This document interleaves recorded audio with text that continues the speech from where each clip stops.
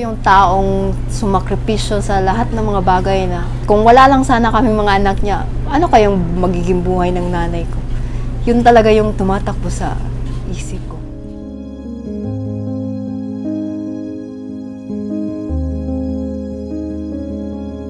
Siguro po mga what if po yung dumadaloy sa isipan ko na magiging ganito na lang ako. Hindi ko po talaga alam kung ano po yung mararamdaman ko kung wala po talaga akong scholarship.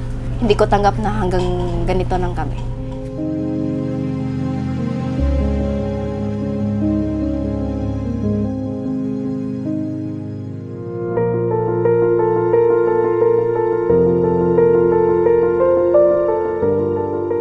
Mary Joyce G. De La Cruz, a magna cum laude graduate of Cebu Institute of Technology University in Bachelor of Science in Civil Engineering. Nung elementary po ako, masaya po talaga ako kasi kumpleto kami at graduate po ako valedictorian. Mulat na po ako sa katotohanan na mahirap lang po yung pamilya ko at sa dami po namin, mahirap talagang tustusan yung mga pangangailangan namin sa buhay. 8 po kaming magkakapatid at ika-7 po ako. Yung papa ko po ay isang security guard at yung mama ko po yung nagbibenta ng iba't ibang mga paninda. Kahit anong kakanin, biko, puto, yung suman saging, yung binigni tawag nila dito. Tapos nung high school na, nagsimula na po yung mga nararamdaman ng papa ko. Yung papa ko po ay na-diagnose ng cancer nung 15 years old pa lang po ako. Hanggang sa naging mahina talaga yung katawan niya at doon po, binawi po siya ng Panginoon nung 3rd year high school na po ako. Nung nawala po siya, yun po talaga yung nawala ako sa focus. Consistent po ako noon na first, tapos nawala siya. Doon po naging 2nd honor, 3rd, hanggang sa na-realize ko parang hindi to pangarap ng papa ko. Nagsumikap talaga ako sa pag-aaral at bumawi ako sa pagiging 2nd honor hanggang nabawi ko yung pwesto ko na rank 1. Sa amin itong bahay, pero itong lupa hindi sa amin. Usap-usapan po sa amin na paalisin kami kasi sa gobyerno po yung may-ari nito. Doon ko po na-realize na gusto kong gumawa ng sarili naming bahay na hindi kami paaalisin kahit kailanman kasi amin to. Kaya naging porsigido talaga ako na maging civil engineer. Nung nag-apply ako, hindi alam ng mama ko kung para saan yung pinapakuha ko na requirements. Nag-take ako ng exam, hindi alam ng pamilya ko na may SM scholarship akong hinihintay. After ng interview, bukas din, nandito na sila. Tapos wala ako dito kasi nasa school, may school activity. Tinanong ko siya, Joyce, bakit may maraming taga-SM dito? Nagtanong-tanong sa akin, mabuting bata ka ba daw? Kumusta daw yung grado mo? Saka pa niya sinabi sa akin nga nag-apply pala siya ng scholarship sa SM. Hindi talaga ako chumicheck ng email. Tapos yung SM Foundation, bakit nag-i-email yung SM sa akin? Pasado na ba ako? Pagkita ko sa confirmation, sumigaw ako. Tapos yung mama ko, ay, ano nangyari sa'yo? Ano nangyari sa'yo? Mapasado ako. Tapos umiyak na kaming lahat sa pamilya.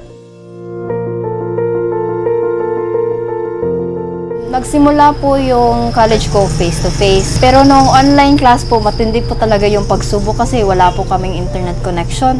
Tapos napag-usapan ng pamilya ko na, punta ka na lang dun sa kapatid mo since yung ate ko, call center, work from home, may sarili siyang internet. Doon po ako tumira ng ilang buwan. Mapurso ko talaga yung online class kahit na bago sa akin yung system. Wala po akong gadget nun, sira-sira po yung cellphone ko. Tapos yun po yung bigay ng SM sa akin na allowance. Inipon ko po yun at binili ko ng phone. May offer din kasi yung SM na pwede kaming magtrabaho sa kanila. So nagtrabaho ako Christmas break. Nakapagpundar rin po ako ng printer kasi dagdag po rin po sa funding ko pag may nagpapaprint. Yun po yung dagdag sa mga pamasahe ko if ever na lalabas ako ng bahay kasi kailangan ako sa school.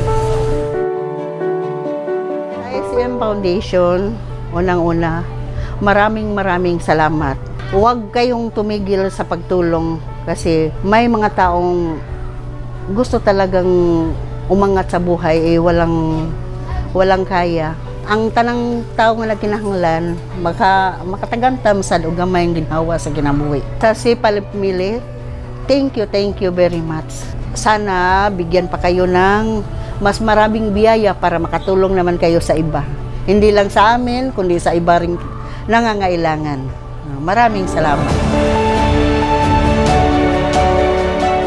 For SM Foundation, I am so grateful that they came into my life and provided me with all the things that I needed to finish my studies. Alam ko po na kung di dahil sa kanila, hindi po ako makakapagtapos ng pag-aaral. Maraming salamat po talaga sa mga taong bahagi po ng SM Foundation. Forever ko po yung dadalhin sa buhay ko na pinagtapos talaga ako ng SM Foundation.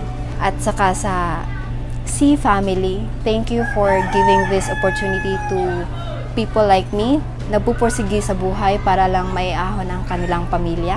Gagawin ko po yung best ko para rin po makatulong din po sa iba.